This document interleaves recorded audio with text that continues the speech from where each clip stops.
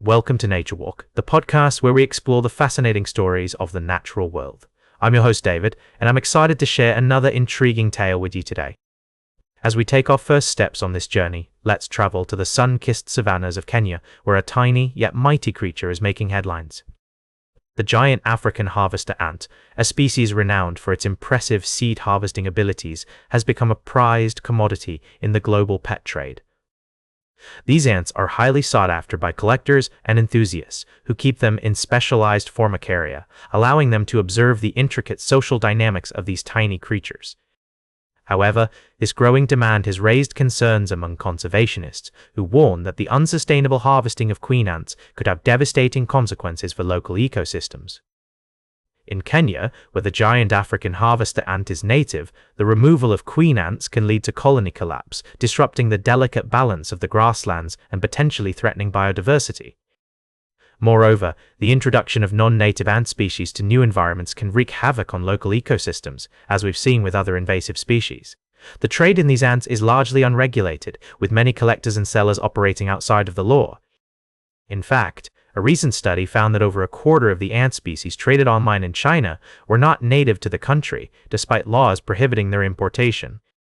As we delve deeper into this story, it's clear that the trade in giant African harvester ants raises important questions about the ethics of collecting and trading wildlife, particularly when it comes to insects. Should these creatures be treated as commodities, or do they deserve greater protection under international law? Some argue that with proper regulation and monitoring, the ant trade could become a lucrative industry, generating jobs and income for local communities. However, others warn that the risks associated with the trade far outweigh any potential benefits. As we consider the complexities of this issue, it's worth noting that Kenya has taken steps to commercialize its wildlife economy, including the ant trade. However, the debate over the dangers of exporting ants to hobby collectors in different parts of the world is far from settled. For now, it's clear that the fate of the giant African harvester ant hangs in the balance. Will we find a way to balance our fascination with these incredible creatures with the need to protect their place in the natural world? The answer remains to be seen. We'll be right back with more fascinating stories from the natural world on Nature Walk. Welcome back to Nature Walk. We're taking a break from our usual tranquil strolls to bring you some urgent news from the world of nature.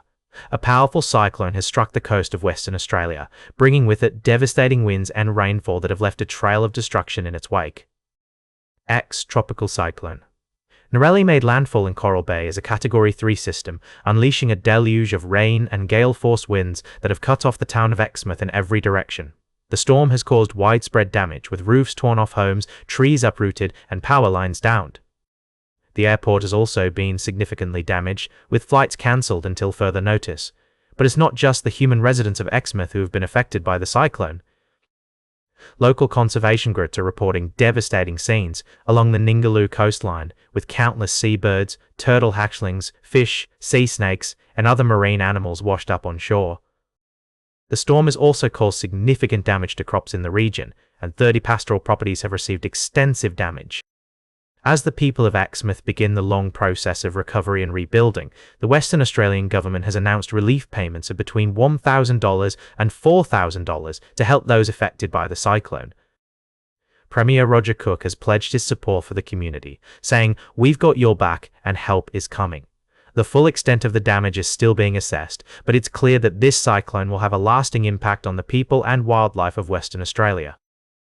As we continue to monitor the situation, our thoughts are with those affected by this devastating storm. Welcome back to Nature Walk. I'm your host, David. As we conclude our journey through the natural world today, I'd like to share with you some extraordinary stories of survival, hope, and the enduring power of conservation. The Wildlife Photographer of the Year awards have once again showcased the breathtaking beauty and intricate complexities of life on Earth, reminding us of our responsibility to protect it.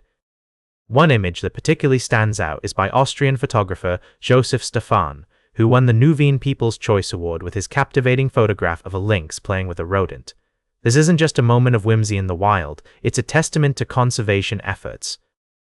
The Iberian lynx, once on the brink of extinction with less than 100 individuals remaining in the early 2000s, now numbers over 2,000 thanks to dedicated conservation work.